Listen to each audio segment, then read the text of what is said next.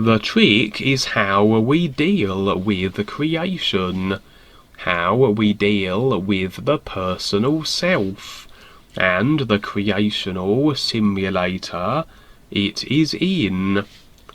For most, they will walk into a situation they had unconsciously created and decided upon, and will add more ideas and considerations, a little emotion thrown in for good measure, bundle it all up, and deposit it in their causal memory body. And there it will sit. It could simply have been an experience, a reference, a comparison for recognizing the real universes with, just like the books we have purchased. Once finished, we place them on the shelf and leave them there. We can't rid ourselves of our experiences.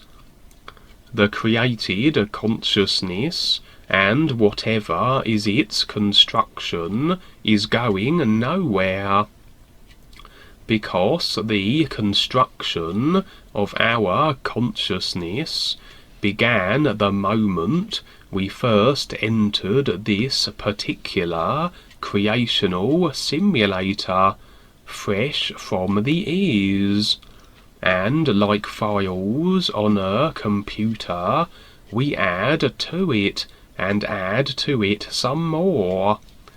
The files will remain, no matter how old the computer is, even if we have forgotten most of the files we have placed there.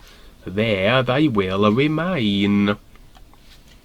The only moment they can be erased is during a simulator reset, when we reach the final iron epoch, and the cause and effect culminates in its implosion. With the simulator gone, so too is the complete personal self, and the various aspects of it, including the data file of all experience, that is, the Akashic records of itself.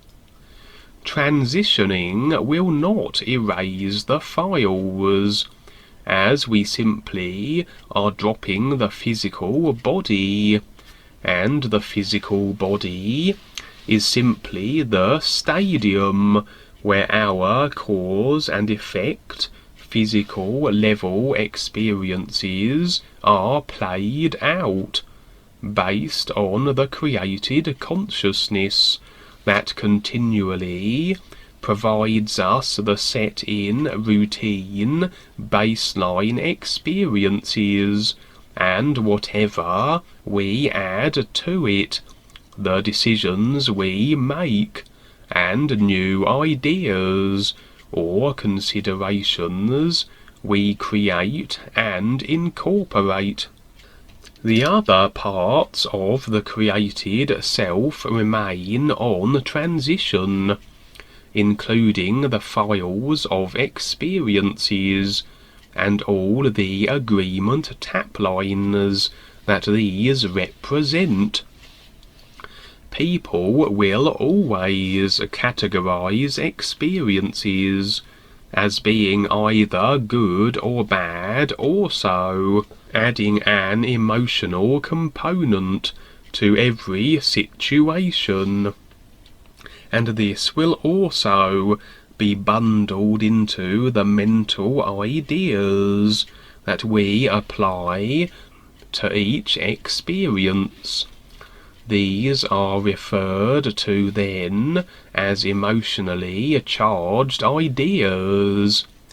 All these ideas and emotions are generated from the mental and emotional parts of the personal self.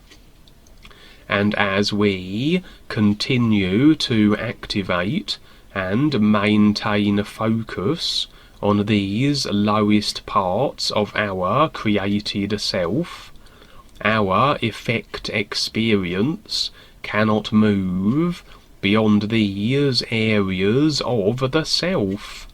We are very much restricted to experience our created consciousness only, and generally the astral emotional part of it predominantly, as this is most people's preference.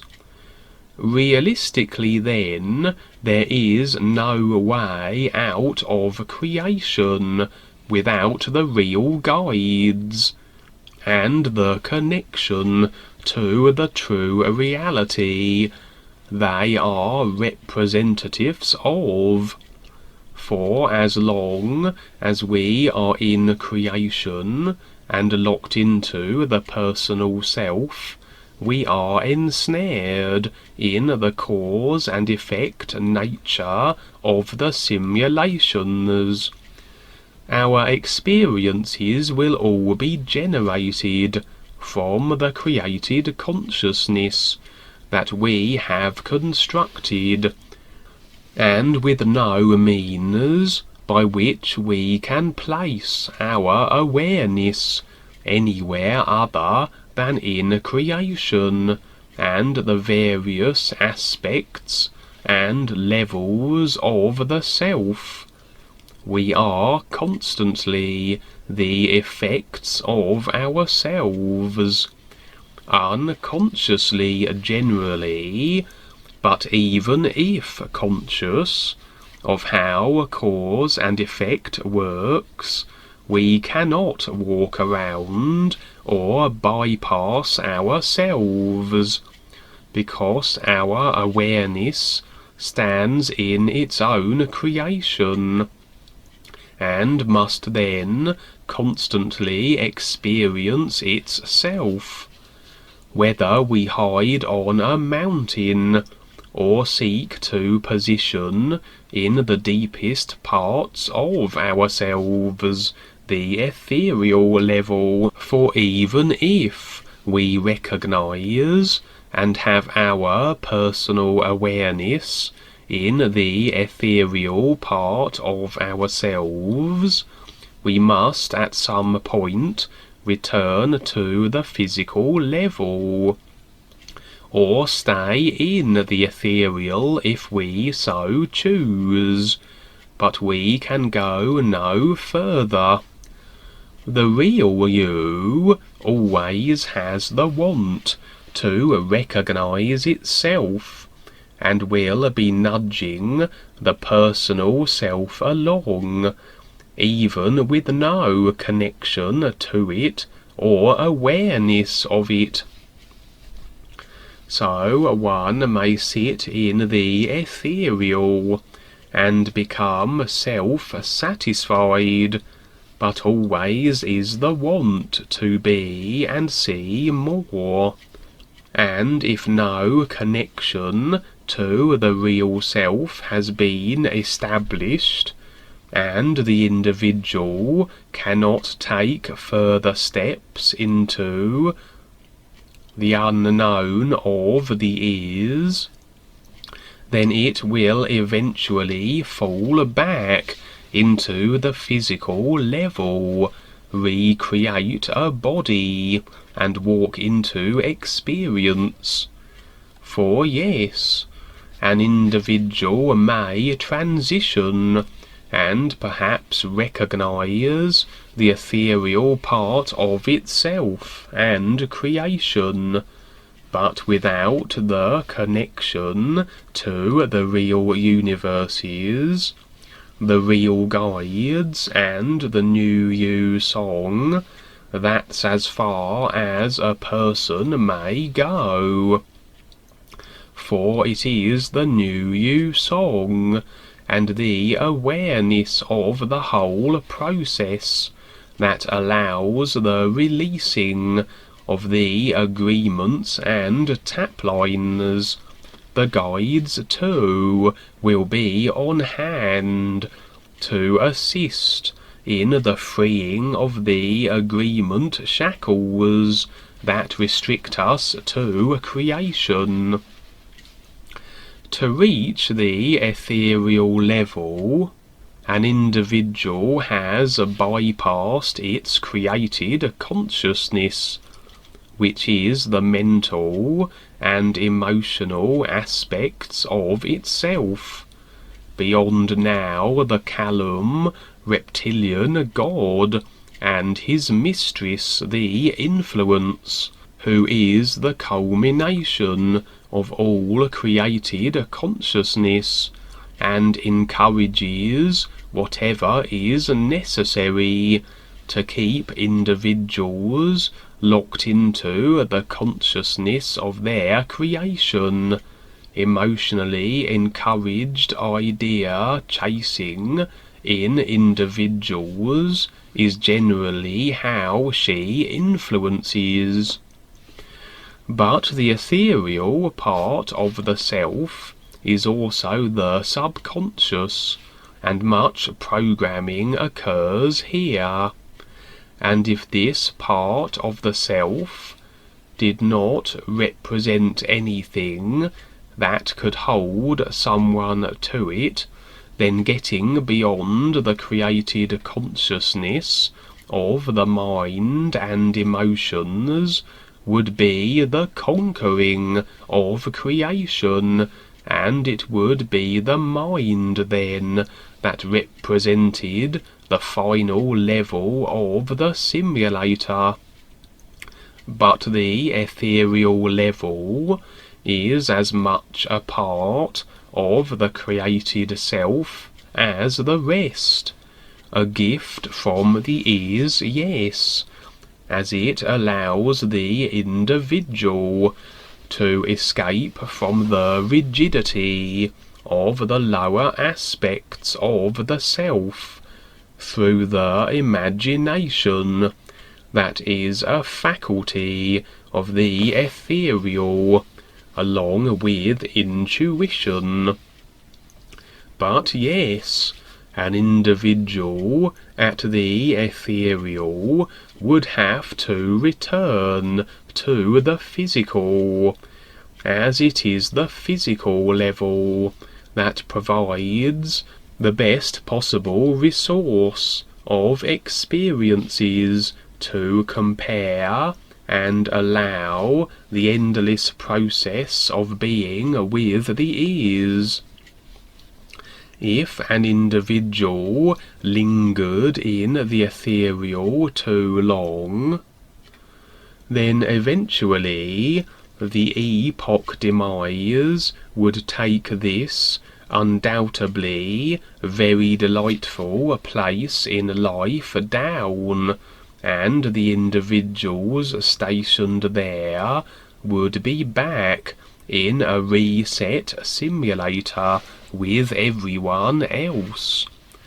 In a way, we can see too why the influence does what it does. It is really just a creation, for it is the combined created consciousness of all in this particular simulator. Would it be an actual individual, a U-tune like everyone else? The created consciousness is simply the personal self, the vehicle in the simulators that houses the awareness of the real individual standing with the is. The awareness would seem to be separate then. A disconnect would have this seem to be so from the perspective of the personal self. But everything is an isness, and all awareness is just that, awareness. It's just that awareness that operates created vehicles for the purposes of ultimately recognizing itself from the perspective of itself, is contained within cause and effect generating vehicles that produce individual experiences that stem from the causes it decides upon, as opposed to being everything and becoming this isness, which would negate the necessity of having individual, segregated and sequences of experience. Necessary, yes, for a personal self that requires experience to recognize the is by, but not for one in full recognition of the isness. Experience, and all experience, is for the personal self and its consideration. If the influence was an actual you-tune, or what we might call a soul, using older reference terminology, then it would be using not just one created consciousness for its vehicle, but using every created consciousness, as it is the culmination of all. Consequently then, the influence would not be generating its own decision-making. It wouldn't be setting causes in motion, deciding on certain ideas and agreements.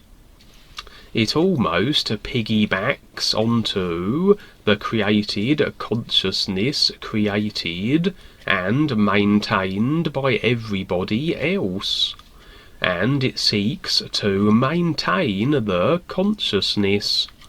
It encourages whatever is necessary to keep people in a restricted consideration of their personal creation only, and so keeps them in the simulators. It seems the influence doesn't experience the created consciousnesses that it is the culmination of, as far as one can tell. For how could you experience not just one created consciousness, but every single individual's in creation, unless it were perhaps multi-dimensional, as we all in fact are? Because when you really get down to it, we are all individualized aspects of the all-is, having individual experiences to recognize this true reality. But as everything is, this would include every individual. Everyone is, in essence, this isness, and so are in fact the same thing. Everyone just is.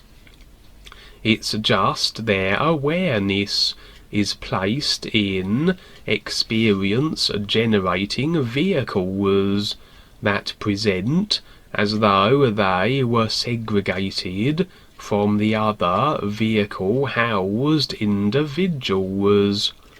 Take away the vehicles, take away creation, and the awareness of all the vehicles would be unhoused, and as one, for there is nothing that is boxing them in and creating unique experiences according to individual decision.